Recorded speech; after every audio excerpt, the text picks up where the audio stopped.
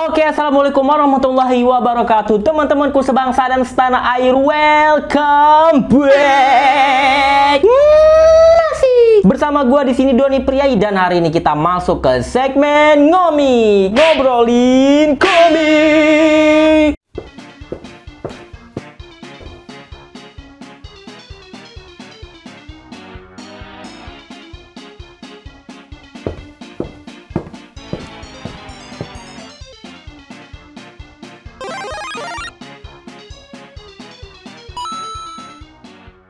Oke teman-teman, jadi hari ini kita akan mereview komik yang baru aja rilis teman-teman. Komik apa yang akan kita review hari ini? Jadi yang akan gua review hari ini adalah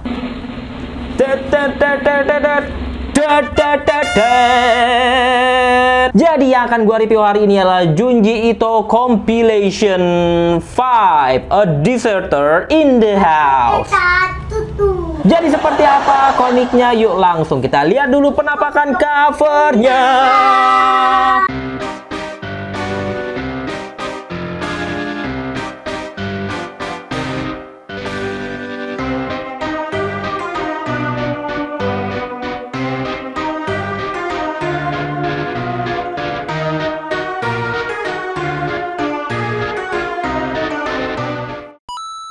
Oke teman-teman, jadi yang akan gua review hari ini adalah Junji Ito Compilation yang kelima ya. Nggak terasa udah sampai yang kelima itu Junji ya. Dan judulnya ini adalah A Deserter in the House. Jadi teman-teman bisa lihat untuk covernya sendiri, dia seperti ini ya. Jadi ada jaket bukunya, dan jaket bukunya ini dia finishingnya doff, dan ini bener-bener keren banget. Karena kalau seandainya teman-teman pegang itu licin, dan untuk judulnya ini kalau seandainya teman-teman pegang ini berasa banget ya, kayak timbul gitu. Dan untuk finishing bagian judulnya itu dia glossy kayak gitu teman-teman. Nah, dan di bagian belakangnya dia itu finishingnya juga sama, masih doff, tapi di bagian ada gambar ceweknya itu dia finishingnya juga glossy, dan teman-teman bisa lihat mengkilat gitu ya. Jaket bukunya sendiri dia seperti ini teman-teman, dan ada salah satu gimmicknya. Kalau seandainya teman-teman buka di sini teman-teman, nah jaket bukunya itu jadi seperti ini. Kalau seandainya digabung sini, ini menjadi gambar cewek yang ada di cerita yang Long Hair in the Attic. Kayak gini dia gambarnya, keren banget. Dan untuk cover dalamnya itu seperti ini teman-teman. Jadi teman-teman bisa lihat ya, ini adalah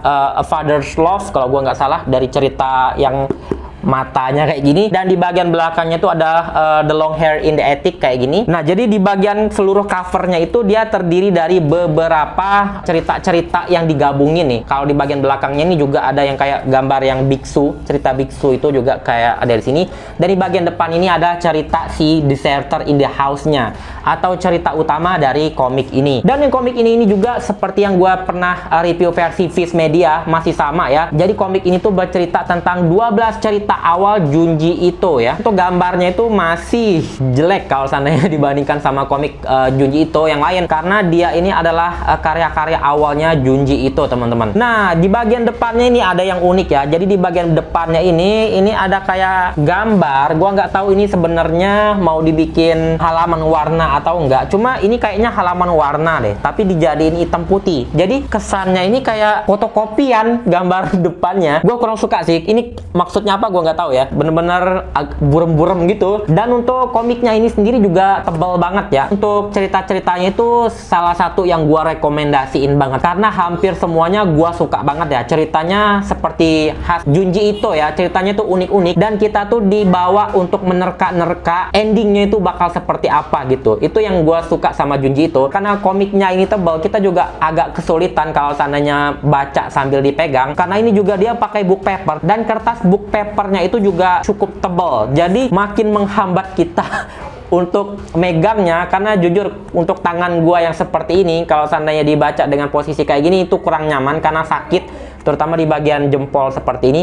Kalau seandainya dibaca itu lebih enak kalau dibaca di meja kayak gini teman-teman. Dan untuk gambarnya sendiri gua cukup kaget ya, karena gua juga punya versi Viz Medianya. Ini gua udah review juga sebelumnya. Gambarnya itu untuk detailnya sama persis ya, bagus detail, gua suka banget ya. Tapi kalau seandainya teman-teman udah baca yang versi Inggrisnya, terus teman-teman baca yang versi ini bakal jomplang, karena lebih enak baca yang lebih gede daripada yang versi yang lebih kecil. Dan masih sama ya, kalau kualitas MNC sejauh ini kalau gua beli komik-komik Junji itu tuh permasalahannya masih sama ya. Dia lebih banyak kayak tinta yang abis-abis kayak gitu. Jadi agak-agak apa ya? Jadi misalnya ada beberapa bagian yang gambarnya itu yang hitam pekat, tapi dia buram teman-teman. Karena kayak tintanya tuh kayak abis kayak gitu. Itu gua temuin di hampir, kayaknya semua deh. Semua yang buatan MNC yang Junji itu kayaknya gua dapet ya. Tapi kalau minus yang kayak itu tuh sepertinya nggak semuanya ya. Itu untung-untungan aja teman-teman. Kalau tipu dia nggak ada tipu sih. Kalau gua ngebaca nggak ada tipu. Dan untuk harganya sendiri, kalau harga normalnya itu ditulis di sini adalah 95.000, tapi gua PO ini di Dojo Buku harganya sekitar 70-an ribu gitu kalau gua nggak salah, dan itu juga dipotong sama diskon ya 20 ribuan kayak gitu dari Tokopedia ya. Terima kasih Tokopedia. Jadi harganya tuh